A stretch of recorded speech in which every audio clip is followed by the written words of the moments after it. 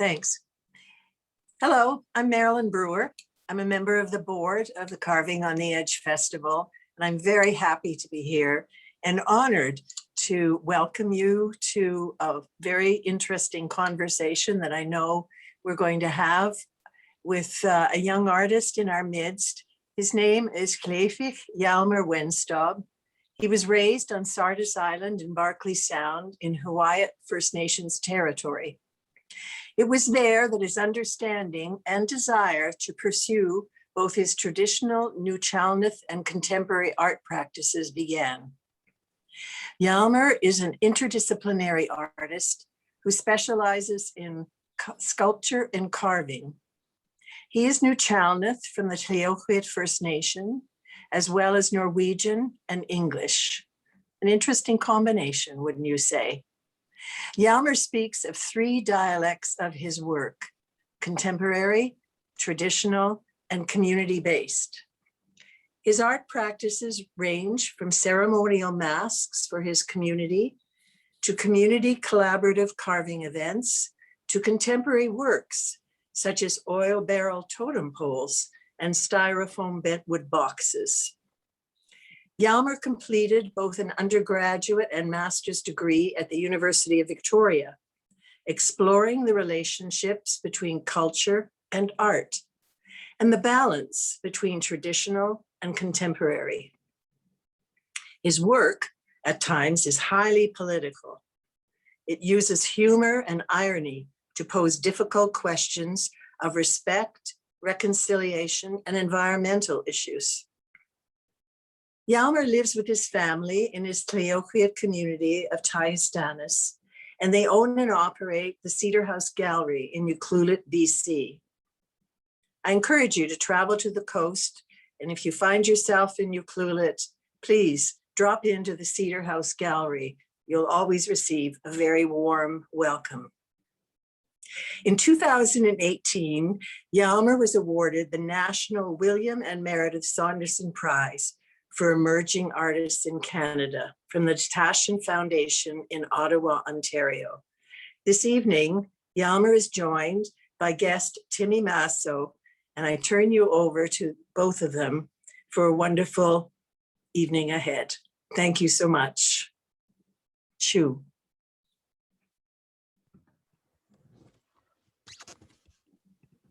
Thank you very much. And just want to ask if Timmy will start us off with a prayer and a bit of an introduction in our language. Shoo. Thank you very much, Tim. Really appreciate the introduction and the prayer. And as Timmy said, our hearts and our thoughts are with the families who are experiencing loss right now. There's been so much, and it's such a hard time when we can't come together and gather in the way we usually do. And there's still, still a lot of heartache in the air. And I'm thankful we're able to be here together, but I just hope that we can be here together in a really soft way, because there's a lot of pain in the air right now, and it shouldn't go unnoticed. And our thoughts are so with those families, and so with our friend Vicky and her family, and our relatives, the Curleys. It's really honored to be able to still do this work, but I think we do it with gentler and softer words. So in saying that, thank you all for being here. I'm really excited to be able to share some of the work that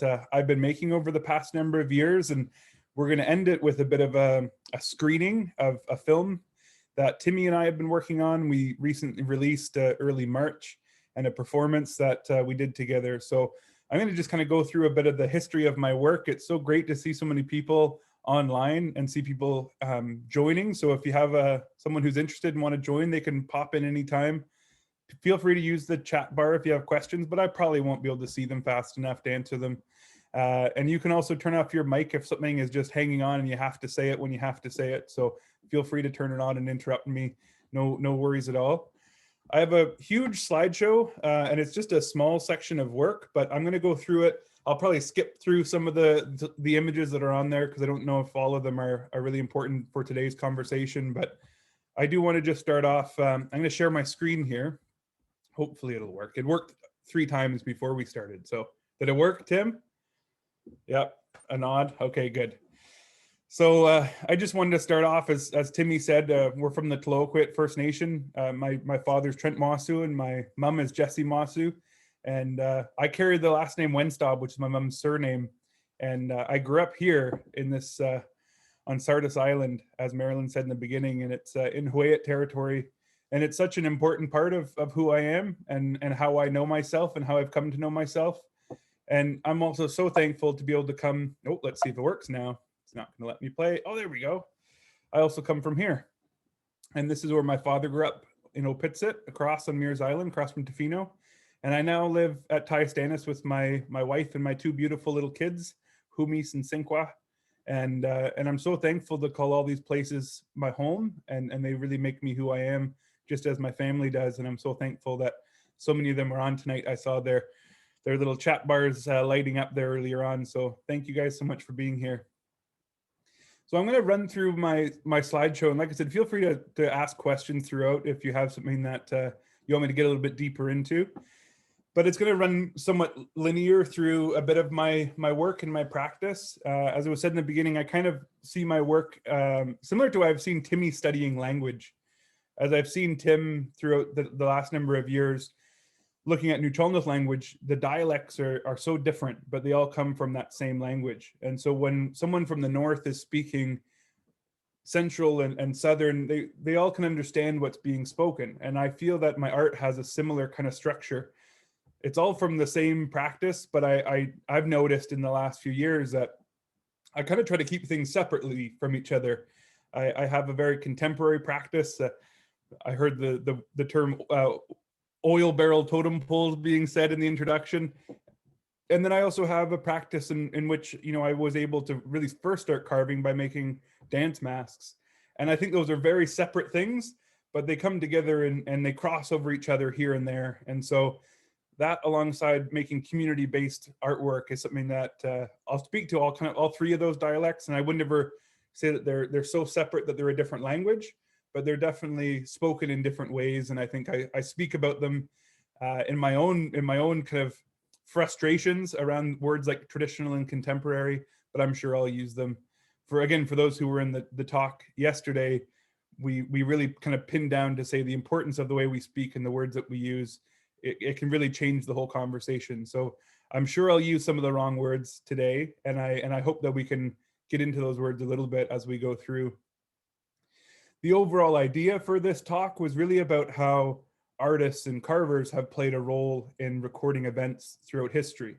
And so we're going to kind of given a bit of that knowledge, and hoping that a lot of you come in with some knowledge, we're going to start using the word like artwork and art as we go through this conversation. So we're not going to necessarily go all the way back to the very beginning, but we'll start with the beginning of my practice to a certain extent. So I kind of spoke about this a little bit yesterday as well for those who were with us, and talking about ceremonial work. And this is not a ceremonial mask, but it is a dance mask. And that little tiny guy there, believe it or not, is that young gentleman, Timmy, who introduced me a little while ago. I'd say he's probably 8 or 9 years old here in this shot, maybe 10. But he had this just beautiful love and skill for dancing, just as he does have that love and skill for language. And I had created a number of masks with my family, kingfisher masks, for our family dance.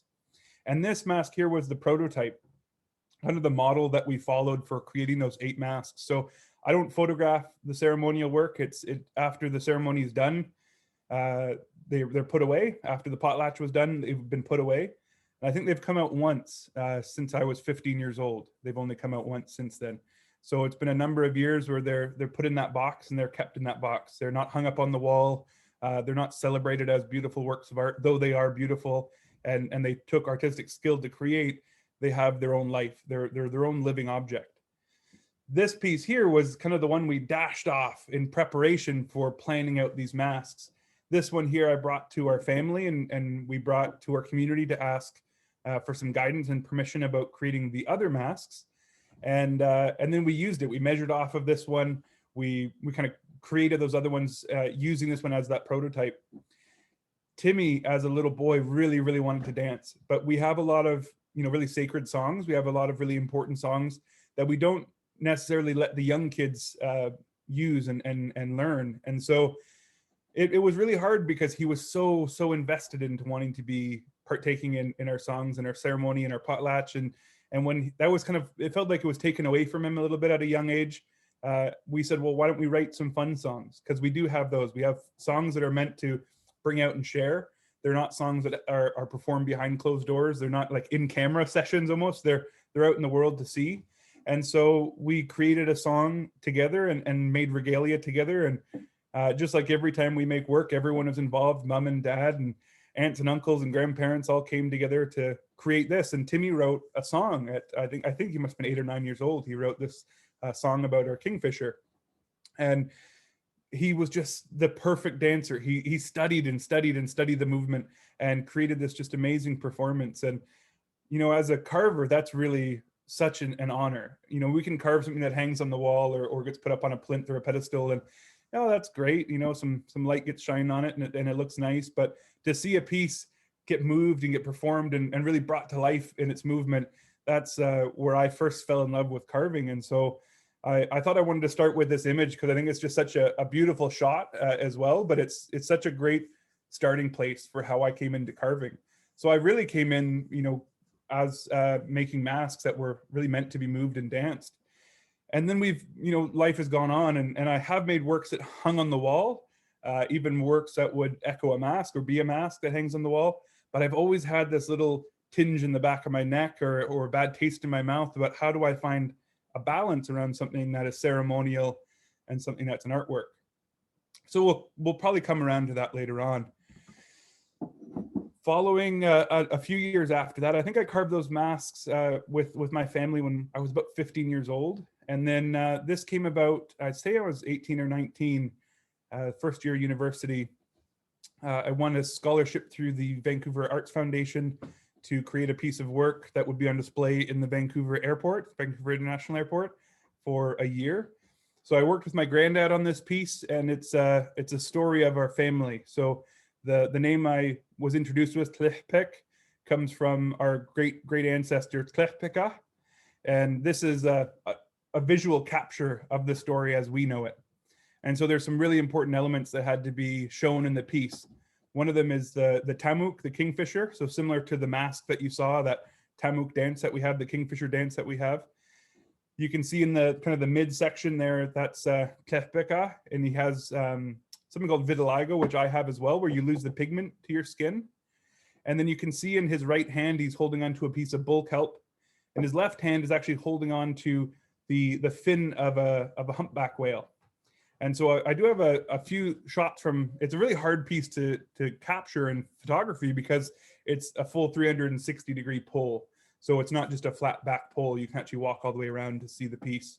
So up in that kind of 3/4 to the top, that's actually the whale's tail coming up the back of the pole, and you can see the large fin visible on the side.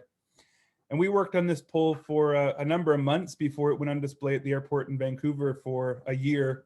And then it's such a great program that YVR has through the Arts Foundation. They give you money to create the piece, they display the piece, they promote the artist, and then the work comes back home. And so this lived with my mom and dad for a number of years at the end of the couch and passed around the living room in different places, and mom had to dust it every day. And then luck have it came around to me owning a gallery with my family, and it's on display currently down there.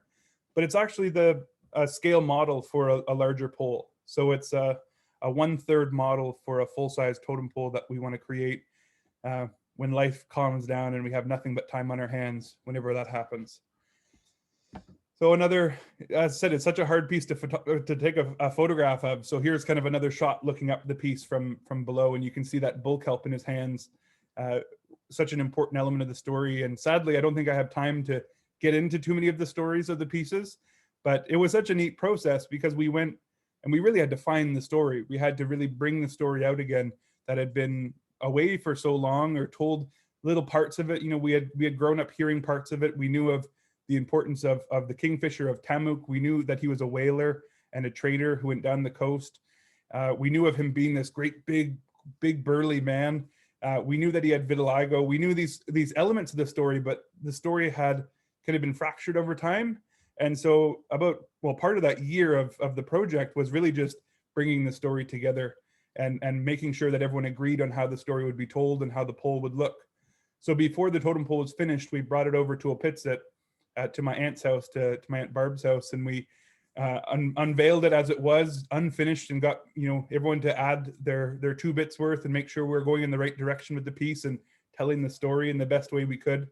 And with that support, we went and finished the piece, and everyone and their dog came to help finish it in the last couple days of the piece being done.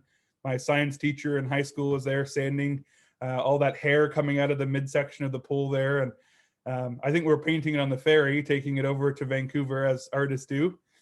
But it was really such a great crash course in carving, you know, and like I said, the whole family came involved to make it happen. And Mom cut mussel shell eyes for all the characters on the pole, and it just came together in such a beautiful way. So it really started off my carving career with such a great interaction with all my family, and the story that was, you know, away for so long coming back out and being shared again. And then I went to art school, much to everyone's laughter. Mom said I had to go to university, no matter what, I had to go. So I said, I'm going to go to art school, and everyone had a good laugh at that. And what are you going to do with an art degree? But anyway, off I went, where I was met with just total opposition to Northwest Coast art and carving. We spoke really briefly again for anyone who was on yesterday about craft and art, and how they craft is considered less than, and it, you know, it still is a conversation that's happening at that level, at the academia level of looking at art and studying art. And I went and I banged my head against the wall for 2 or 3 years, fighting this craft versus art disagreement, which I felt was really kind of an easy way to disregard something that had so much truth and story to it. But I made work in response to this argument, and I think I came in a little angry. I think, you know, as many students do, I think we kind of fight against it, and made some work that I probably wouldn't ever make again, but I mean, who am I to say that? This being one of them. This comment about what's the point of a mask and just hanging it on the wall. And yeah, anyway, maybe I won't get into this one. Actually, this is one of those ones I might skip.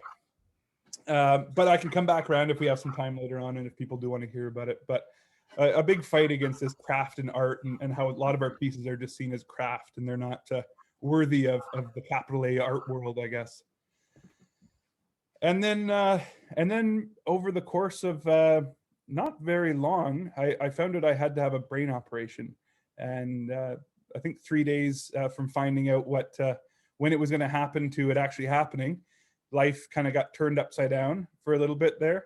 So this is, I think it's about a week after the operation, trying to figure out how to draw a clock.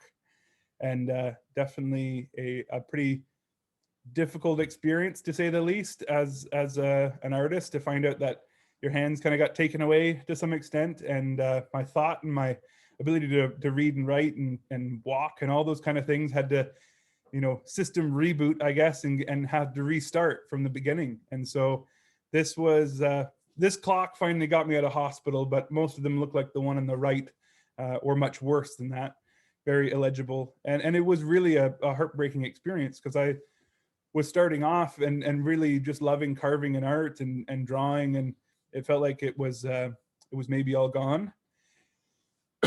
So we learned how to walk. Mom and Tim moved down to Victoria with me, and Timmy started coming to class and carrying my bag and writing my notes and bringing me back to life. All my family bringing me back to life and giving me a lot of strength again. And from there, I had a problem with my eyes as well. I couldn't focus my eyes very well working small, or, you know, these fine details of carving. And so everything just got big. That was kind of the solution. I just started making very large sculptural works, and the frustration on the craft and art conversation, I think I kind of just left behind and started making the work I wanted to make in that space, in that setting, at the University of Victoria. But I felt like when I wanted to get back to carving, it was something that I really needed to do, was get back to carving. And I really wanted to start from the very, very beginning. You know, when I started making the masks, we just jumped in. Late Ray Martin helped with the design of the masks and adding some ideas for the design. And I didn't really take the time, I think, to go and study like so many carvers do. We had a week to make those ceremonial masks for the family, and off we went. And it was such a good way to learn. But I think at the same time, I felt this desire and need to go back and study. And so I looked at form line and a lot of historical records of Nuu-chah-nulth art and contemporary records of Nuu-chah-nulth art, and looked to people like Joe David and Art Thompson and Tim Paul and Ron Hamilton and all those, you know, the kind of the revivalists of our work, but also looking back through museums. And I was kind of stumped at form line right away because it was so different than what I see in a lot of our older pieces. And while I was at Uvic, I started studying skulls as a kind of a beginning place of this idea of the structure that we see in a lot of Northwest Coast art. And so I did a series of masks where I was looking at and drawings and ideas of looking at skulls as that structure of form line.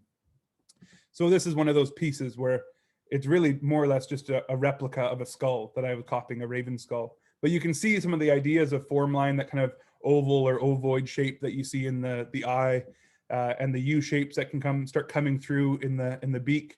And so it started to really re-inspire this idea of carving in form line. And again, thinking about Nuu-chah-nulth form line or Nuu-chah-nulth design.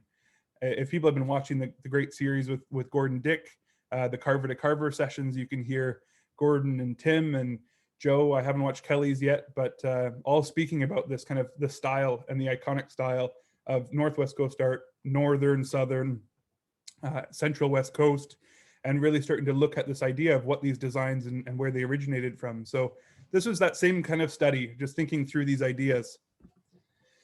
But like I said, I had to start working larger, and I really needed a lot of time to get my hands back moving again. And so this kind of just naturally grew out of that desire and someone else's desire at the university to create and have a space to come together. And I really thought it was all about my healing. We started doing this project, and I felt, you know, I was really getting my hands moving on something big, something that I wasn't doing the fine detail work on. Again, my mom and Timmy and dad and granddad and my aunts and uncles, everyone came to be part of these projects. But slowly this community at the university started to grow, of people who would drop by and start carving with us. And it really started creating this space. It was just a space to come together, be around cedar and work or not, and drink coffee all day and BS all day. And at the end of a few months of being together, we created this feast bowl train. So those are each one of those sections that you see with the wheels in the bottom are a 4-foot feast dish. So they're 4 feet long and about 20 inches deep or so. And they are all articulating. It's from actually from one of Luann's relatives that we saw a beautiful example at the Museum of Anthropology in Vancouver at UBC. And we've heard of them in the past as well, of these great dishes for feasting. And so that tongue that comes out of the front of the serpent is actually a huge ladle, serving spoon that can actually be removed from the mouth. And it's about a 4 or 5 foot long tongue that can be removed to serve from. So we hosted this huge celebration at the First People's House, is the hall of the First People's House, and put on this great feast. Mom cooked like mad, and I think we fed about 500 people from these bowls. And the community that was created around it was just so loving, and everyone needed this space to come together. And so we started doing these open carving sessions where anyone could come by and partake in it and just be in the space and get a chance to carve or sand or work on the pole or the piece, whatever we're doing. And it just grew to be something really, really beautiful. And so it helped me as well get back carving and get back moving again. And so we started to do 3 totem poles at the University of Victoria in between classes whenever we had time. And this just became a really beautiful part of my work. And that's kind of where I say it's separate from my own artwork that may hang on the wall, or my own artwork that may be, be danced on a dancer's face or head, and very different from oil barrel totem poles. But this was just such a great space, and it was just a space where people could come together. And so this is one of the poles that we're doing at the University of Victoria. It's not finished yet. It went on a very long hiatus with some disruption from the university and frustration around the timeline that we all put forward, they put forward. But we came back together with a handshake and an agreement, and we just started carving last year, March 1st. Thought, okay, we're gonna get it all done. We put about 3 months aside to get it started, and 2 weeks in, COVID hit, and the pole is back sitting, waiting for us to come back again. So once COVID restrictions lift, we're gonna be back down in Victoria to finish this, these 3 30-foot poles. So actually we're carving 3 totem poles out of this one log. So this is one of the poles. You can see the rest of the log that's laying down below. we've actually already carved one side of that, 1/3 of that, into another pole, and then the last pole we have to finish before it can be raised. And that will be up at the university bookstore at the University of Victoria. So hopefully soon we'll be emailing out all the Carving on the Edge email list and inviting all of you for an unveiling of this pretty fantastic piece, which included thousands of hands working on it and coming together to create. So looking for brighter days ahead, COVID-free days ahead, when we can get back to this. But I was also at the same time still over in visual arts. I was still fighting the art versus craft and making some weird work. This is one section of an inside out totem pole, which I don't feel like talking about, but if people want to hear about it, come by the gallery. It's in the middle of the gallery. It takes up all the space, no room for anything else. And I think I went right back to the very beginning. Like I said, I was looking at skulls to look at form line or design, two-dimensional design and where that came from, and brought it right back to petroglyphs and did a lot of studying again with my granddad and looking at what these designs mean, where they come from, where form line comes from and originates from. So this was the side of the visual arts building.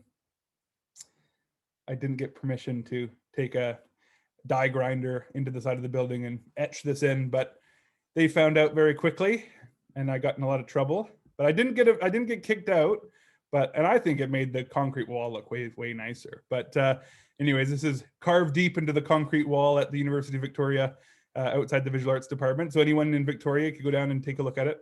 And they actually caught me on the first one. I was doing the whole wall when they found out and came up and stopped me. So I guess there's just the one to see now. And I think out of all this kind of starting from the beginning, I was really looking at all these objects how I knew them. So I didn't think of a mask necessarily as a sculptural work. I thought of a mask as something that was meant to be danced. It was meant to be used and understood in that way. And as a carver, making a mask that goes on a dancer's head and they dance it and move it and bring it to life, it's such a different thing than looking at a mask that hangs on the wall that is more of a sculptural work. And so this was one of, I think, a series of 4 pieces that I did. Again, in collaboration with Timmy, I created the masks and then got Timmy to dance them. And we filmed the dancing of them and then edited down the film to be on a screen inside the mask.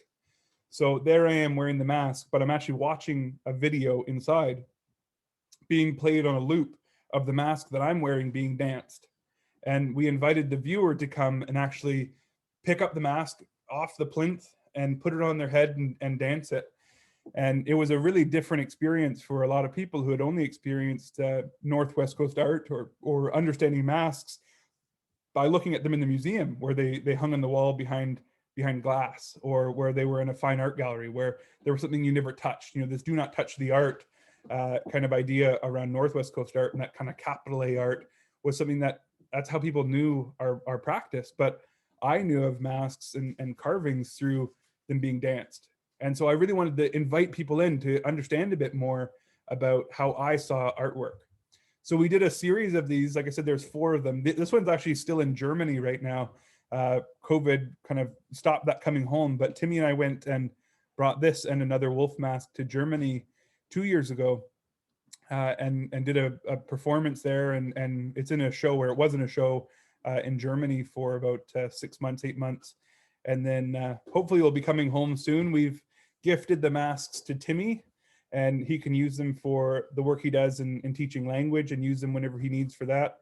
We also brought them into the schools and use them as a resource for teaching with, especially with young people who really want to learn more about culture and Nuu-chah-nulth culture, and how it is not just something that's separate from each other. Masks, even the ones we see in the museum, which we now call art, used to have a different place in the world other than just something beautiful to look at. And so this was a really neat piece, but really hard to show. Every gallery didn't understand how it worked and had a really weird relationship with how it worked. So maybe we'll get back to a story if we have time about that as well, but we'll see how the time goes here.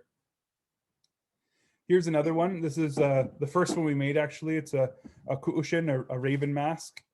And you can see on the bottom, again, this was a hard thing to do. People refused to engage with the artwork. It was a really difficult thing for us to figure out how to make people actually go and pick it up and feel comfortable doing something that never done before, and that most gallery spaces really ask them not to do, is to actually engage with the work. So on the bottom, you can see, maybe, I don't know if you can see it very well, it says, please do not touch the artifacts. And we went at it, so it said, please do touch the art. And some people engaged and a lot didn't, but that's okay, that's how it is. And slowly, as we've shown it more, we found different ways to get people to actually go and pick it up and experience the weight of a mask on their head. And the video really asks and invites you to move with it. And so the dancers kind of very simple steps, but swaying back and forth. And it's really neat. Sometimes the viewer will pick it up and they'll instantly become a performer. And everyone in the gallery around them, they start to kind of move or rock back and forth. And some people actually start dancing, mimicking Timmy's steps, which I think is just such a great experience for everyone else in the gallery to go and see. And that really brings other people to come and engage with the mask in a whole different way. So here's a really bad shot of the very first attempt to have a video inside. It got much more streamlined after this one, but you know, this is the first kind of prototype again of how we did that. So you can kind of see a bad blurry photo of the video there of the dancer dancing. Those really weren't part of my studies at Uvic while I was in the visual arts program. The first one, that Raven one, I did that for a class, actually for a video class. And everyone was quite uncomfortable with the piece. They couldn't really kind of position themselves as the instructors to think that they knew enough to talk about it. And so I went off and made a whole pile of different work. I didn't just carve while I was in my undergrad. This was one of the second to last pieces I made, third to last pieces I made while I was doing my undergrad degree. Again, a long story. Every piece of mine has a long story of why I made it, I think. And so I don't know if I'll get too much into this one, but I was really starting to question the art world, and especially as a carver and someone who was making, you know, ceremonial work, but also making works that were hanging on the wall. It felt like I couldn't quite get a grasp on what I was doing. And I went to a gallery in Vancouver, a gallery which has since closed down, for an art opening. And we all walked in, again, Mom and myself and Timmy and a few other relatives of mine, my aunt and uncle. And it was an opening of this show. And so we kind of walked up to the door and they said, oh no, sorry, it's a closed event. Now, obviously we didn't look the part, right? We didn't look like we should come into a fancy art opening at this gallery.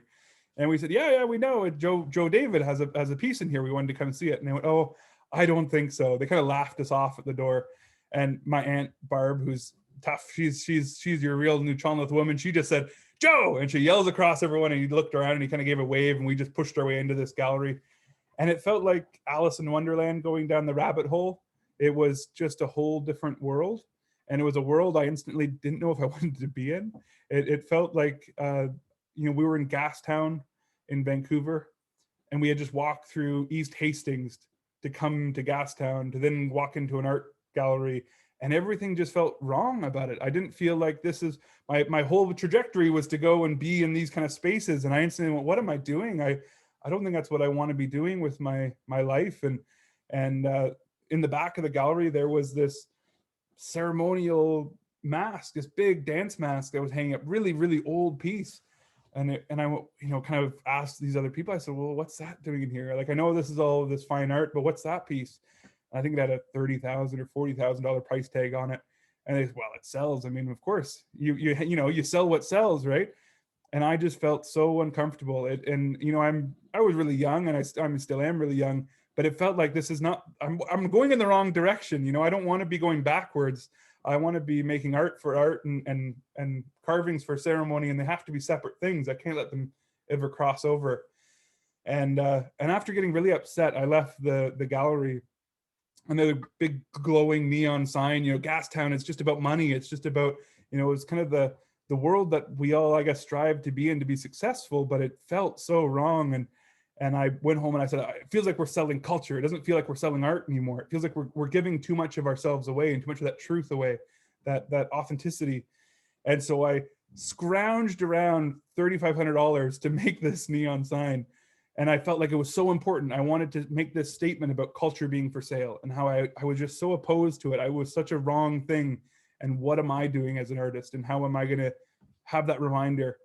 And I plugged it in, and we had this critique. I don't think anyone said a thing. Everyone just stared at it, and people thought I was upset with non-Indigenous people purchasing First Nation art, and it was more about, you know, me as an artist wondering what I'm doing as an artist and putting that into perspective. And I unplugged it from the wall, and I don't think I ever showed it again until probably almost 8 years later. And it didn't feel like I needed to. It felt like I plugged it in and I had made it just for myself as this reminder to say, you know, don't go and remember to keep those dialects of your art language different. We had to keep them separate. You know, I could not cross over and ever let a ceremonial piece end up in the market.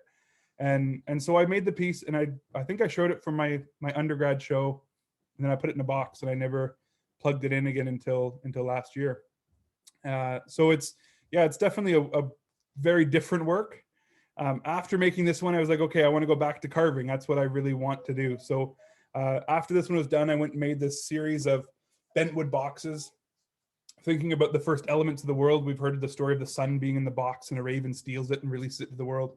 Well, we also have, you know, in Nuu-chah-nulth stories, we have the fog is in the box and the crane goes and releases it out to the world.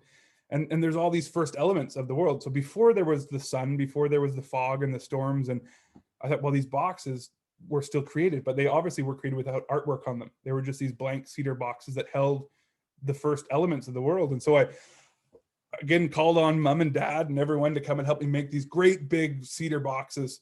And I showed them in the middle of the gallery space, and the instructors kind of walked around. They went, well, yeah, I mean, they're great, cool boxes, but, you know, one of them shook. One of them had dry ice inside, so they looked like fog was coming out of it. One had these bright lights kind of pouring out of it all over the place. And one had, I don't know, they all did something. Every box had some kind of other element to it to make it look like they were alive. And the whole space was filled with noise and smoke and light, and, you know, very theatrical, similar to how a performance at a potlatch would be. And the instructors walked around and they went, yeah, I mean, the boxes, shouldn't they boxes be painted? And I was like, well, no, this is the beginning. You know, like I was so lost in my own head, I think. And I said, this is like these are the first elements of the world before they're released. And I was telling these stories that I had heard and I had known from the ways I was told them. And they went, yeah, but, you know, like native art should have black and red and white paint all over it. You know, it should have those ovoids and things like that. It doesn't look Indian enough. And I was like, no, this is the beginning. You know, like I was just kind of banging my head against the wall against these same craft versus art people, and I couldn't get it through. And he said, no, like, you know, bright red, ovoids, form line, that's what makes Indian art really, really interesting. And I was so angry. And this is that fourth year, you know, you're kind of burnt out from your studies for those who, you know, went on to university or not. And I was so angry. And I went home and I made him exactly what he wanted. I made him a big, bright red fucking ovoid, because that's what he wanted. You know, he wanted this pure Indian art. And I go, there you go. There's your red ovoid. And I showed it in the gallery, and I was angry. I was like this frustration came out. And the guy walked over and he went, Hjalmer, and like he patted me on the back. Oh, you're getting it. Good job. This is just such a great work of art. And I was so frustrated. It was like everything that I was trying not to be. I'm not Northern. We're not, you know, like, this isn't a definition of who we are. The story is the definition of who we are. And it was lost in this ovoid, this bright red piece of bleh.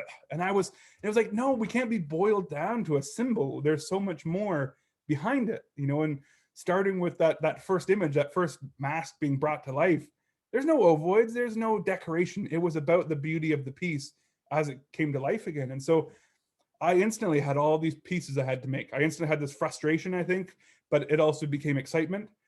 So I finished the undergrad in I guess April or May. And I said, I'm going to come back and do my master's. I want to do my master's here because I feel like I'm not done arguing with these two instructors. And they said, oh yeah, you'll never get in. There's really no point in applying. So I applied and then I got in. And then I had to go and do my master's because I had got in. So then it came this series of work to go and keep these thoughts going. And I really wanted to go and put time into carving. Like I said, I'm done playing with neon and styrofoam and all these awful materials. I want to get back carving. And so the first thing I wanted to do was work on a piece for our first kind of grad show. We have a show every 3 months or something like that. So I went out and I was in Victoria and I went to go find some wood and I couldn't find any. I couldn't find any nice clear red cedar. I ended up out in Souk at a mill that my uncle owns. And the only piece of beautiful red cedar he had was from home. It was from up here, from up kind of northern on the end of the island. And it just felt so weird that there I was in this urban setting, unable to feel like I could really practice my art. And so I went to Home Depot and loaded up the truck on 2x4s and decided I was going to make a, regardless of material, I'm still going to be able to continue to do what I want to do. And so I made this is a 2x4 totem pole. So those are 12-foot 2x4s. They're held with tension. Those are just ratchet straps, lumber straps, holding it around an oil barrel, and then carved this totem pole. And it was this idea of, looking at resource extraction. It was looking at the fact that as a carver, I'm losing access to the fact that we have red cedar to even carve with anymore. And out came this piece. And I think it was, 2 weeks before the project or the show, I had to get this piece done. And so we worked at it and got it up. It was awful to carve. I mean, there were just SPF, spruce pine fir, we don't quite know, 2x4s, all tight around this barrel and carved and carved and carved. And the show came and went, and it was a great success. I think the piece kind of hit with a different understanding because people had an easier entry to it, thinking about resource extraction, thinking about, lack of access to cedar the way that I'd like to have it. And I put a picture up on Facebook, and I got a call, I think 2 days later, of someone who wanted to purchase the work. And kind of exciting thing for a young artist to have. And I said, okay, well, that sounds great. I said, it's just 2x4s, right? You know what it is. You're not kind of being duped into it, right? And they went, yeah, we understand. And I said, okay, well, who are you? And they went, actually, we want to remain anonymous, this collector. And then we had to figure out a price on how much a 2x4 totem pole's worth, which I don't know how to figure out still. I don't know how we came to an agreement on what a price was, but I think 2 weeks later, we had to have the piece finished and shipped off to Ottawa. It had to go back east. That's all we knew. It was going back east. So I kind of just said bye to all my studies at Uvic for a couple of weeks, and we just worked on the pole. And I called and said, okay, well, you guys can just probably buy an oil barrel. There's no point in me shipping you an oil drum all the way back east. And he went, no, we want it just as you have it. This is how the piece should be. This is how the piece is made. We want it just as it is. I said, well, I can't really clean up the oil anymore. I wiped it out as well as I can. I gave it a scrub, but you're getting what you're getting. Next, that couple days later, PackArt, this fancy company, came and packed it up and shipped it off, and never heard of it again. I got a check. That was great. And on I went. And then about 6 months later, I get this phone call from the person who purchased it, from the collector. And they wanted to ask my opinion on installation. And I said, oh yeah, they want to install it in this lobby. And I said, sounds great. So I drew up an idea of how they could install it. That was all fine and dandy. And then about a month later, I get another phone call, and they said, we've decided to deinstall your work. It's in the lobby of Indian and Northern Affairs Canada. Those people who created the Indian Act, those guys, the government, they had purchased the work, which I thought was just the best end place for this pole to go and rest, is in the lobby of Indian and Northern Affairs. And they said, we have to take the work out because the whole lobby stinks like oil. The barrel that you sent with us, it's just disgusting. And the whole place, the whole lobby, we came in after the weekend and it stinks like oil and it's so gross. And we're taking the work down and putting it in storage. And it just felt like the best end to this, it's like a bad joke, right? Or maybe a well-told bad joke, but it was a bad joke no matter what. And so this stack of 2x4s and 2 ratchet straps and a drum live in a storage unit somewhere owned by Indian and Northern Affairs Canada, those who are all responsible for a lot of the reason that I had to go and make a 2x4 totem pole. And so it felt like such a successful work, but it was just the start of the Masters, and that piece was gone. And sadly, I've seen it once. I actually went to Ottawa for an award, and I went and got to go view the work. They put it back together for me, and I went up to some storage unit somewhere, and they had set it back up so I could see it. But I don't think it's ever been installed again. Oh no, that's not true. It got installed at the National Gallery of Canada for a little bit. I wonder how they dealt with the oil smell. Anyway, moving on. And I'm going to skip that one for now.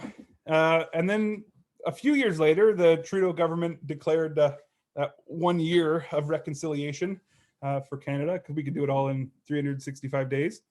And at the same time, purchased an oil pipeline.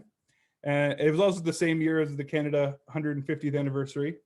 And it felt like it was something that artists are supposed to respond to. So this was my response of, again, the lack of access, but I guess we have access to some things, just not what we want necessarily. And this is how the piece kind of shows in a gallery. It's projects light from the inside of the barrel, and it kind of fills the space with what people seem to call beautiful. I think it's quite hilarious when people come into a space, go, oh wow, isn't that beautiful? Stack of oil barrels. But that was kind of my work for a number of years. During the masters, I was finding I was making a lot of work that was much more political and much more responding to politics and current stories. I wasn't creating work that was thinking about or recreating old carvings. I was just making responses to everything that was happening around me. And so the government at the time, well, both governments at the time, the Harper years and then the Trudeau years, have given a lot for Indigenous artists, especially, and I'm using that broad term, Indigenous artists, to have to respond to. And so this was one of the responses, among others. I'm going to skip this one, I think, as well. But this is another kind of exploration during the time of my masters. This is a Coleman cooler, a styrofoam cooler, carved to kind of represent that bentwood box, and thinking of the utilitarian use of a bentwood box historically, and thinking of the cooler and how we use it now. And awful material to carve. I would have rather made 10 bentwood boxes than make another one of these. The time that it went into it was just horrible. So another piece that I think it was important at the time for me to make, so I could continue on thinking in a different way. But still, thinking about design and form line and how simple can I make something in a Nuu-chah-nulth style, and trying to move away from too much form line, but still get the idea across. It was kind of a funny time in the way I thought. But this one is actually collected. It's purchased and shown at the Victoria Art Gallery, along with another more recent work of mine.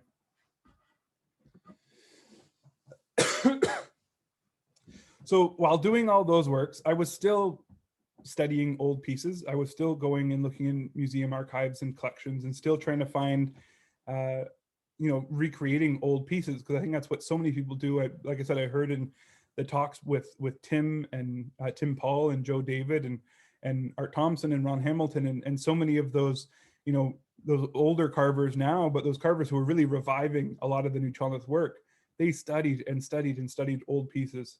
And I think the reminders they give us is to continue to study old pieces and look at that style and look at that traditional work.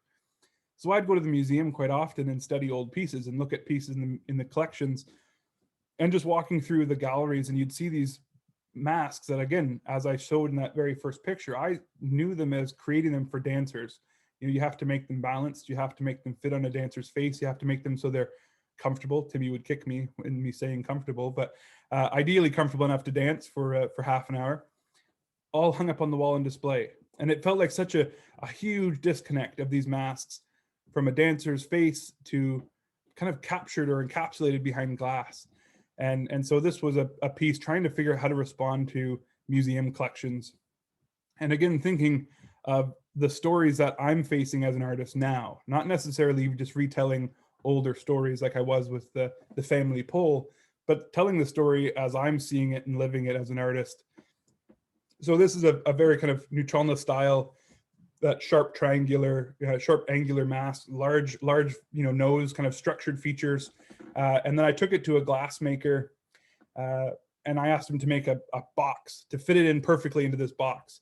And he totally refused. He flat out refused. Said, no way. He said, this is someone's mask. You don't take that and shove it into a box. And I said, I want to seal it at the bottom. And he said, that's just awful. And I said, yeah, exactly. That's exactly what I want it to be, is awful. I want other people to see how awful it is. And so I made the piece, but it didn't work. It looked like I was just trying to preserve something, because we're so used to it in this day and age. It just looked like I was preserving this piece in a glass box. And so then I made another glass box to go over top of it to say, look at it, it's stuck in this box like it is in a coffin, not as it's preserved, but as it's kind of on its death sentence or it's past now. That piece can't be danced again or be used again. And I think there's definitely a frustration element that came to a lot of my work, or an anger. I thought it was irony more than anger, or humor maybe at the same time. But it definitely came, I think all those things kind of come hand in hand. And at that time I met my partner, and we'd had our firstborn, and life had gone on, and this idea of the gallery was coming up. And on life went. And at that point, she had never seen me really carve, because I was always making things out of these strange materials and responding to these current histories or stories that I thought needed to be responded to. I will try to come back to this drum just because the story around the drum is important, but I'm just recognizing the time. I'm going to continue on. So we went from there, and then we ended up there, which seems very backwards to me. And I'll be the first to admit that. And then life continues on, and you know, here we are kind of now, I guess, in more current times. And so I really wanted to get back carving and making things, but also still holding a bit of that acknowledgement of the times that we're in. And so this was the old village site of the Esquimalt Nation down in Victoria, one of the Lekwungen nations. It used to be here in the Inner Harbor. Of course, it was such a great plot of land that it was taken, and they were evicted from that plot of land, and the BC legislature building is put up where it was. And so I went to Esquimalt with this idea of saying, wouldn't it be neat to have a celebration on the front lawn? We see a lot of protests happen there. We see a lot of, you know, gathering around this time happen there. But so wouldn't it be neat to put up a village on the front lawn and have a big celebration, put up big houses on the front lawn? And so these are 25-foot wide big house fronts. And then we bought wedding tents that go in the back, 30-foot long wedding tents that go in the back. This is with the tents taken off, but we put 4 of them up, 2 on each side of the lawn. And we hosted this huge celebration in front of the BC legislature building. And it took about a year to plan. We actually opened it up to youth to design the fronts. We did a design competition and a mentorship where we designed the fronts with youth. And we built these fronts and put them up. And it was just a really beautiful thing where we invited people in to understand, come into our house, you know, instead of us going there, why don't we invite you into our house? Similar to how we ask people to put on those dance masks. Come on in and understand from my perspective or our perspective. And it was just a really beautiful celebration, a really beautiful event. And since then, these have been put up in a few different places.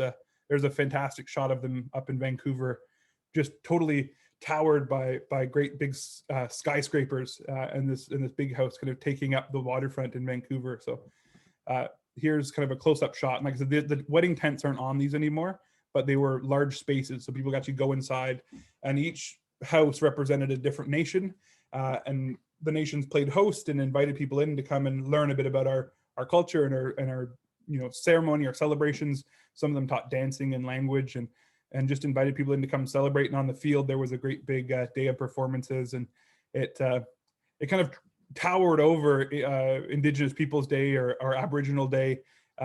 It was a really fantastic event, and something I'm really glad we have these houses, because we've used them, like I said, so many times for really important work. And this one here is actually on display at my house in Tyastan. It's just the front to our shed, our carving shed. So when COVID's over, I hope people can come by and come into our house and come sit with me.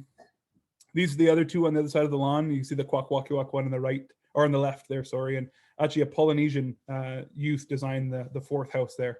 And you can just see the bit of the white pipes from the tent, which we took off. We only were allowed to put them up for a day. So about a year of work, or a year and a half of work to put these houses up. And then they were supposed to be taken down. They were up for 24 hours and they had to be taken down. And then we invited all those from the BC legislature to come out for the day of celebration, and they ran inside with a permit to let us leave them up for a week. So at least we get some good photos of them up on the lawn. And after it was all done, this is all I wanted it for. I wanted to have a picture of a village in front of the BC legislature, and I decided I should have been a painter, and it would have been much easier to make that happen. But here's how we left it, and it was just a really, really fantastic, experience, I think, because it wasn't just one artist making a work. It was this community of people coming together to do something that really was needed at the time. It was about coming together and celebrating. It was about everyone coming in a really good heart and a good mind to be in a space to learn from each other, instead of always in opposition. This grass, this lawn here, it just seems like it's always in opposition, and rightfully so. But at the same time, there are times we need to slow down a little bit.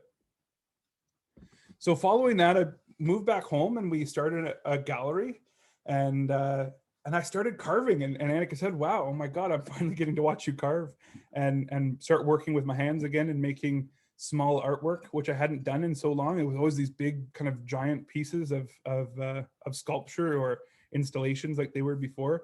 And I forgot how much I loved carving. And so the last number of years, I've been so happy to be back making work. Beth, I think, is on the call here. Beth owns this piece. Oh, Era, I see the great smile. Thanks, Beth, for being here. This piece was, I'm sure many have heard of the Wild Woman of the Woods, Pitch Woman who steals children. This was one of the children that Pitch Woman stole. So you see the pitch, spruce pitch across the eyes and the mouth of the child's put to sleep to go be taken back to Pitch Woman's cave to be gobbled up. So I don't think anyone else loved it, but Beth saw it and it had to go home. It had to go home with Beth. So I've been able to get back carving, which is something I really love to do. And I think after all that work and plastic and styrofoam and neon, whatever else it may be, I get back carving, and it's just exactly what I love to do. And I'm still figuring out how to balance out these masks that hang on the wall and the masks that, you know, are meant to be worn and danced. And I feel like it's still a constant frustration with me, because I want to tell these stories using the same method that other carvers have or ancestors have to use these sculptural elements to tell stories. But I also fear that, you know, I don't want to let that neon sign be pushed in my face one day as a reminder that I'm, you know, giving away too much of that story or too much of that truth of who I am and how I came to be carving. So I'm constantly making these works have to come about in different ways. Like that wolf mask there, it's too narrow to be danced or to be used. Same with this piece, it's too small to fit on a dancer's face. That scale has been really important in me trying to figure out that balance a little bit. This one here, I just refused to show it. I refused to bring it out because it was created in response to, you know, a place that was really important to me and a thought that was really important to me. And I just didn't know how to finish the work and without it just being too true. And I don't want to give away culture. Like that sign, that neon sign reminded me, and as I was trying to remind myself, I can't go too far down that path of something that's meant to be on a dancer's face being on the gallery wall. And so I think I fixed it for now by writing in the inside of the mask and try to bring it back to just be a sculptural piece and not be a piece that's meant to be danced or to be used. And, you know, of course, I never think of another carver doing that. I would never want to judge anyone else's experiences and how they make their work. But as a carver and how I came to carving, it was really important that I figure out these questions in my head all the time. And so, like I said, scale, I make pieces that are too small to be thought of as ceremonial work or danced work. And but I still just love carving. And so the last, COVID is actually, you know, as horrible as it's been for everyone, and especially for some more than others, I finally had the time to sit and carve, and it's been such a humbling thing to be back carving. A work I think I'll skip. If people do want to come back to them later on, I'll do my best to. Another work that is really important, but I think I'm going to skip for now. Another work I'm going to skip. Just recognizing the time, it's we only have about an hour left, and I do want to leave a lot of time for question and answer period about the film that we're going to show in a little bit. And then back working in 2 dimensions and still trying to explore that idea of form line, northern form line and Nuu-chah-nulth design, and how they can come back together while looking at some fantastic artists who have done a lot of work to revive it for us. And so I've been studying as much as I can and making at the same time and trying to figure out that balance. This is a work we recently did with an artist from Ucluelet, Carly Butler, and it's a work, again, exploring history and story. On the left, you can see an etching that was taken from a ship that actually burnt down a village up on the coast here in Clayoquot Sound. And you can see it says an Indian with a flag of truce in Clayoquot Sound, Vancouver Island, while the village is burning. And the other etching, that's a paddle. It's not a flag of truce, as I'm sure all of you know. And a paddle in a downward position is far from a signal of truce. And so we recreated the image and I carved the paddle to recreate it with Timmy's input on the language of a downward paddle is actually more of a sign of war. And so the language that's translated on the paddle in response to that as well. So we still making work through COVID times and distance work and more, you know, doing a lot of 2-dimensional things as, you know, to try to be able to still share the work online and in different ways. These paddles actually got sent to the East Coast and along with this image printed out in large format for the Nocturne Festival in Halifax this past summer. And then the last 2 months I've been printmaking, and this is my last couple of months has been Annika and myself and the kids printmaking here at the house. We signed up for a course through Wache Studio in Courtney, and they sent us all the tools to learn how to print make, and again back trying to study those other artists and those older styles of art making. And so I feel like every day we're learning something different and trying something new, and hope I don't start doing just one thing, because I think that would be the end of me making if that was it. But printmaking has been a really fun experience, and bringing in the language and the teachings I've heard from Timmy so much has been a big inspiration. But at the end of it, I really love making dance masks. It's something that's so special in carving, is making something that's brought to life. And so this was a piece that I made. It's actually transformation masks that we made with Timmy, using the lyrics from, well, Timmy can speak to it later maybe if he has time, but using the lyrics from their language cohort. There's a Nuu-chah-nulth language cohort. They created a kind of guiding principles of their cohort, and it's all about language revitalization. And so I wanted to make a song. We took the words from that statement and transformed them into a song, and I created masks in response to this idea of being kind of without a voice, without an ability to speak.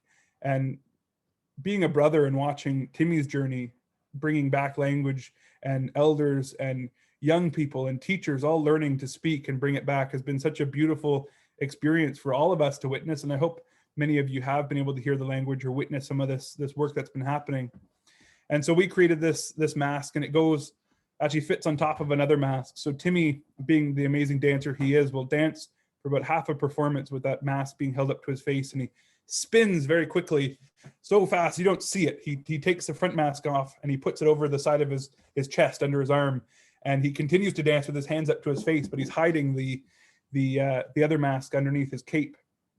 And he goes from a man without a mouth to a man with a mouth, and he finishes the performance moving quite quickly. And for those who have danced or who have carved, he doesn't actually have eyes, so he can't really see where he is. So he really maps out the space. And something Timmy keeps reminding me, that dancing masks should have eye holes, but I don't know if I believe him. There's the piece behind. So the design elements of it are all painted to match the one in the front. So they go over top of each other. A lot of people don't see the transformation happen. He does it so quickly. And it isn't until the very end that he brings out the other mask and shows them. And again, they're not ceremonial masks. So these masks we brought into the school, we've brought into to language classes, and people are able to hold them and touch them and pass them around and use them for education, not just for the idea of of putting them away or hanging them on the wall. They have a bit of a different life to them. And that really brings us to how we came to be here today, which is around this latest performance that Timmy and I have been able to partner on. And this is a still image from the kind of the preparation for the video that we're going to stream in response to COVID, and thinking about histories as they're being lived right now. It was kind of a neat experience. We were creating a mask. Timmy wrote a song about COVID, a healing song. We wrote it probably 8 months ago, early on in the pandemic. We felt like people really needed to have a song that they could use and share and know was theirs to really get through these times. So we created a song. We gave it out to the world on social media and said, feel free to use it and learn it. And then I was going to create this transformation mask that goes along with the song. It took me a little while. Finally, about a year later, we had the piece done, and Timmy and I went and filmed the performance. And we're going to actually stop the slideshow here. Maybe I can stop sharing, I guess, and then see if our folks can pull up the YouTube link for the video, and we'll just take a little bit of time to watch through. It's very short. It's only 3-minute long film, but we'll give some time there. I'll stop talking. I don't know who can pull it up now. Bree, can you pull that up?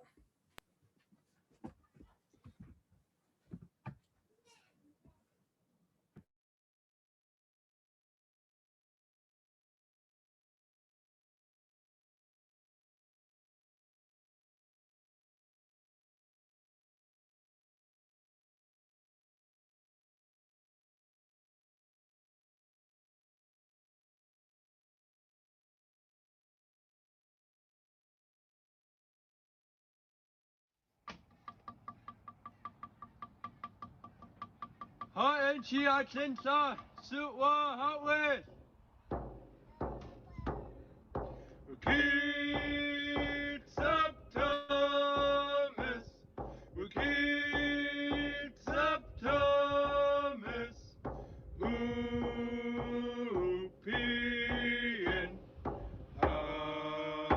Hagnish,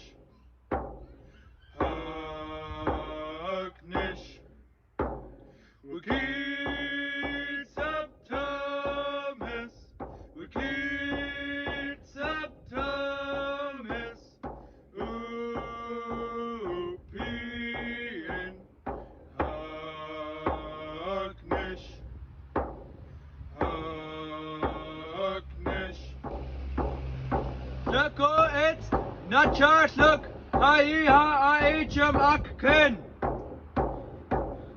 Klok-shi entla, klok-shi entla, Nuu-chah-atu, Tlau-ying, Tlau-ying. Klok-shi entla, klok-shi entla, Nuu-chah-atu, Tlau-ying, Tlau-ying. Wukit-sub-Thomas, Wukit-sub-Thomas, Upien Hagnish, Hagnish. Wukit-sub-Thomas,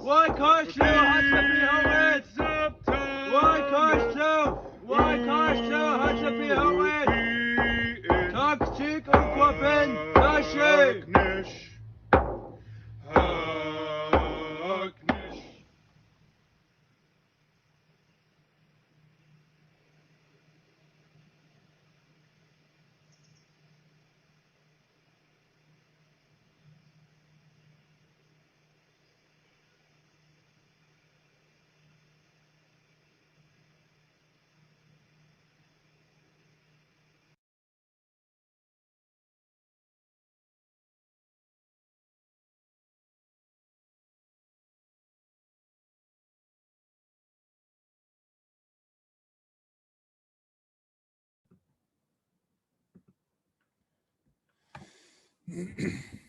Yeah, it was a little spotty on YouTube there, streaming it live onto Zoom, but you can watch it afterwards. There is a link that we will share so people can go and see it. And actually, there's closed captioning for the song, so you can turn on the closed captioning. And my partner Annika and Timmy translated the whole song into English, so you can then watch the song, hearing the Nuu-chah-nulth as well as the English translation to it.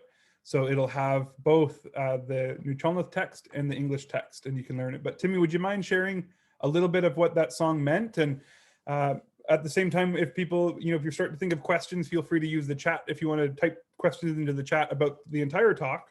But we'll have a bit of discussion around the this kind of recording history through art and through carving as well. So I'll throw it over to you, Timmy, if you don't mind sharing a little bit about what that song was and some of the translations. I know you don't want to go through every line by line, but a little bit of what we're doing there. Shoot.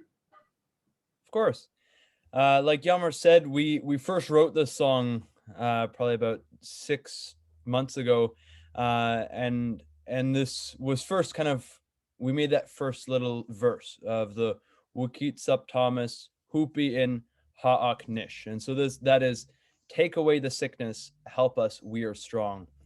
And so that was kind of that first verse that we made, and Hjalmer came up with kind of that rhythm and the beat for the song, and I supplied the words and their translations. But it didn't feel like it needed more. The song needed that kind of more strength to it. And so we kind of added into that next verse that you may have heard, saying, Tlakshi intla Nuu-chah-nulth.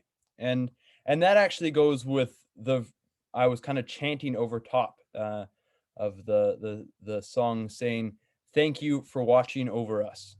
And then that leads into, "Please watch over us today." And so that was kind of, it built up the song a bit more into what it is now.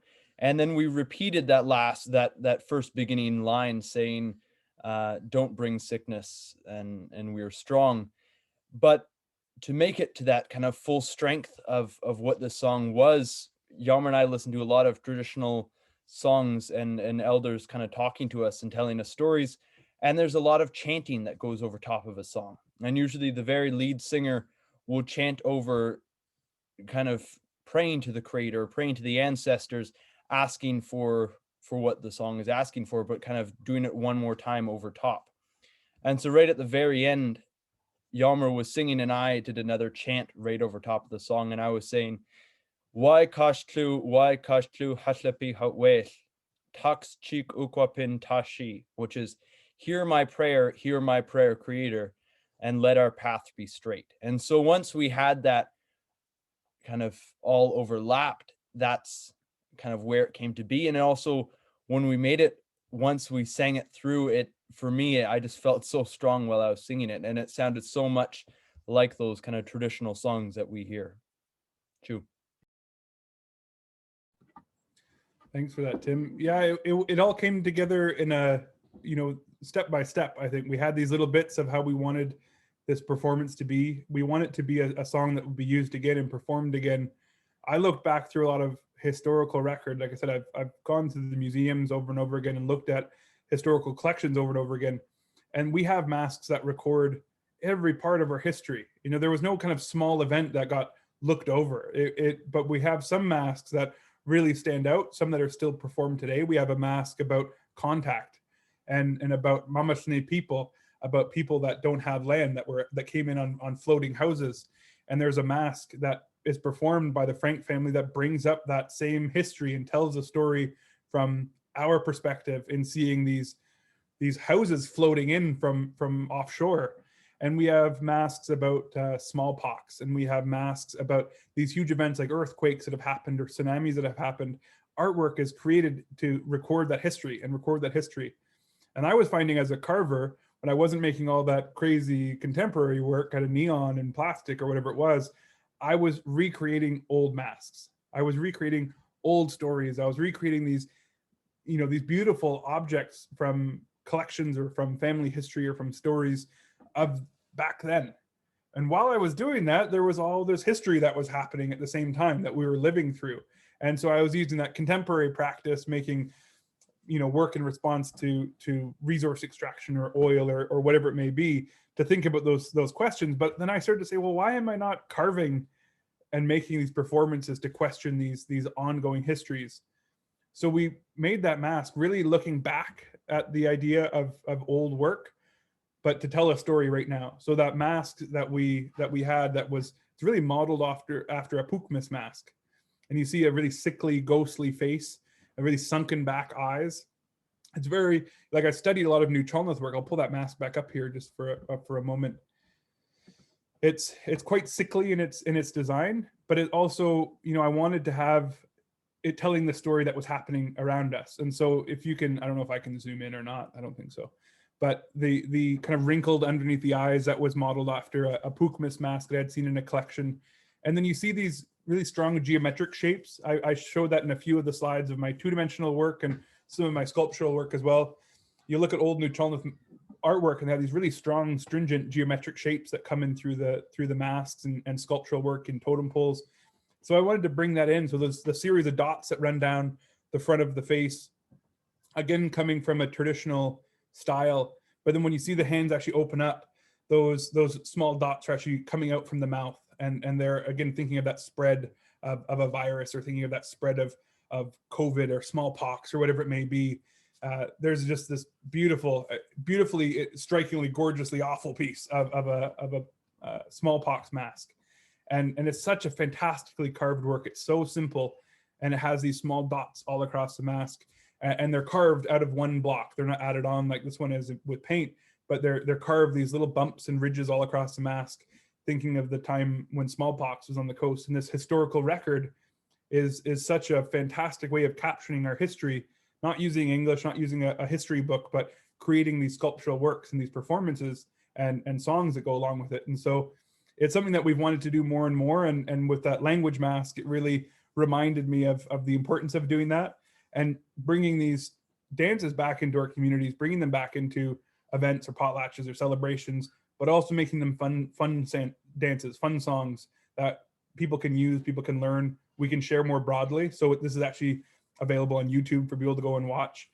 The lyrics are available for people to go and read and translate into English. We're really giving a lot of the song away and letting people understand it and learn a bit more about it. We have other songs and dances that, like I said, with those kingfisher masks we created over 10 years ago, those are been in a box and they've never been opened because they're too important. They have a different history to them. They have a different story that needs to be told. They're alive in that way. These are still in that realm of fun dance, of artwork, of sculptural work. And so it's been a really amazing journey with Timmy to go through this and learning more about how to create these pieces that kind of balance two worlds, but they're the same world, of course, just in different times. So I'm just going to read through some of the questions. General question, many years ago, Ron Martin.